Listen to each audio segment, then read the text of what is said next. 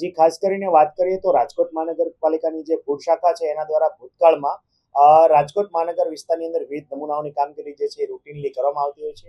એ અનુસંધાને અમારા food safety officer દ્વારા ભૂતકાળમાં GJ3 ઢોસા કોર્નર કે જે અંબિકા પાર્કમાં આવેલું છે, આ ઉપરાંત જે યુનિવર્સિટી રોડ પર જય દ્વારકાધીશ હોટલ નામની જે એક હોટલ આવેલી છે ત્યાંથી અનુક્રમે જોવા જઈએ તો જે લૂઝ સાંભારનો નમૂનો જે છે લેવામાં આવ્યો હતો. આ ઉપરાંત હોટલ દ્વારકાધીશ છે ત્યાંથી જે છે લૂઝ લસણની ચટણી જે છે પેસ્ટ એનો નમૂનો લેવામાં આવ્યો હતો. આ બંને નમૂના જે છે નિયમ ધારાધોરણ મુજબ જે છે એ સીલ કર્યા બાદ જે છે એ પૃથ્થકરણ અર્થે લેબોરેટરીમાં મોકલવામાં આવ્યા હતા. આ પૃથ્થકરણનો રિપોર્ટ જે છે બંને નમૂનાનો આવેલો એમાં ખાસ કરીને જોવા જઈએ તો GJ3 ઢોસા કોર્નર જે છે એના લૂઝ સાંભારની અંદર પિંક ડાય પ્રતિબંધિત જે છે કે કોઈ પણ પ્રકારના ફૂડની અંદર આ ડાય વાપરી ન શકાય એટલે આ નમૂનો પણ અનસેફ આવેલો હતો. આ ઉપરાંત ખાસ કરીને જે ચટણી જે છે એના નમૂનાની અંદર બે પ્રકારની એટલે કે પિંક અને ઓરેન્જ ડાય જે છે એ બંને કલર જે છે સિન્થેટિક ડાય જે છે એ પ્રતિબંધિત કહી શકાય એટલે એ નમૂનો પણ અનસેફ ડિક્લેર કરવામાં આવ્યો હતો.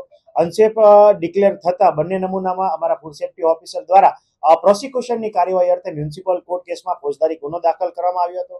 પ્રોસિક્યુશનની વિવિધ કાર્યવાહીને અંતે માનનીય જજ સાહેબ દ્વારા જે છે એટલે કે માનનીય આપણા જે ગાગનાણી સાહેબ જે છે જજ સાહેબ એમના દ્વારા આ બંને નમૂના અંતર્ગત પ્રોસિક્યુશનની કાર્યવાહીની અંતે એમનો જે ચુકાદો છે જે આપવામાં આવ્યો હતો.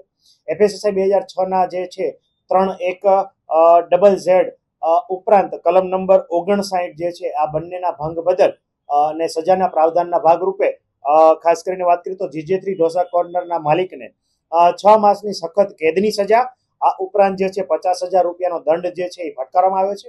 અને જો આ 50,000નો દંડ જો એ ના ભરે તો એડિશનલ 2 માસની સખત સજાની જોગવાઈ જે છે એ ચુકાદા સ્વરૂપે કરવામાં આવી છે. આ ઉપરાંત દ્વારકાધીશ હોટલ જે છે એમાં પણ આ પ્રોસિક્યુશન કાર્યવાહીની અંતે એમને કુલ 2 લાખ રૂપિયાનો દંડ જે છે એ ફટકારવામાં આવ્યો છે.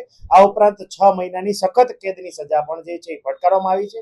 અને જો 6 માસની સજા એડિશનલ જો આ 2 લાખનો દંડ જે આ પેઢી ના ભરે તો એડિશનલ 6 માસની સજા જે છે એની જોગવાઈ કરતો ચુકાદો છે માનનીય ગાગનાણી સાહેબની કોર્ટમાં આ બંને ચુકાદા આવેલ છે.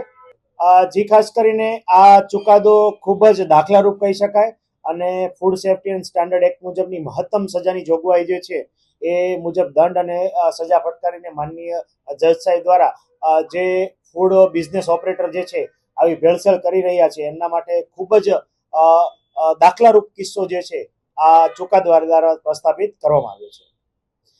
ખાસ કરીને વાત કરીએ તો આ પ્રકારની ડાય આરોગ્ય માટે ખૂબ હાનિકારક કહી શકાય. આ જે સિન્થેટિક ફૂડ કલર તો નથી પરંતુ સિન્થેટિક પ્રતિબંધિત ડાય જે છે એટલે કે ફૂડની અંદર સહેજ પણ વાપરી ન શકાય. આ સિન્થેટિક પિંક અને ઓરેન્જ ડાય જે છે મોટાભાગે કલરિંગ એજન્ટ તરીકે બાહ્ય કોઈ પણ કલરિંગ આઇટમ્સ બનાવવા માટે વપરાતી હોય છે. આ ફૂડ આઇટમ્સની અંદર સહેજ પણ વાપરવી યોગ્ય નથી કહી શકાય. ત્યાં પ્રતિબંધિત ડાય છે. જો આ પ્રકારની ડાયનો વપરાશ કરવામાં આવે તો એ લાંબા સમયે કેન્સરકારક નીવડે છે. ખાસ કરીને ટૂંકા સમયમાં જોવા જઈએ તો સૌપ્રથમ ખાસ કરીને બાળકોમાં આની એલર્જીક રિએક્શન આવવાની શક્યતા છે. ઘણી વખત એડલ્ટ એટલે કે વયસ્ક લોકોમાં પણ એલર્જી આવવાની શક્યતા છે.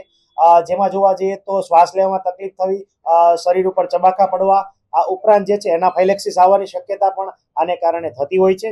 આ ઉપરાંત રોગ પ્રતિકારક શક્તિ લાંબા સમયે ઓછી થવી અને લાંબા ગાળે જો આનું સેવન કરવામાં આવે તો ખાસ કરીને જોવા જઈએ તો આંતરડા ઉપરાંતના જે કિડની ના જે છે ખાસ કરીને યુરિનરી બ્લેડર વગેરેના કેન્સર થવાની શક્યતા રહેલી છે.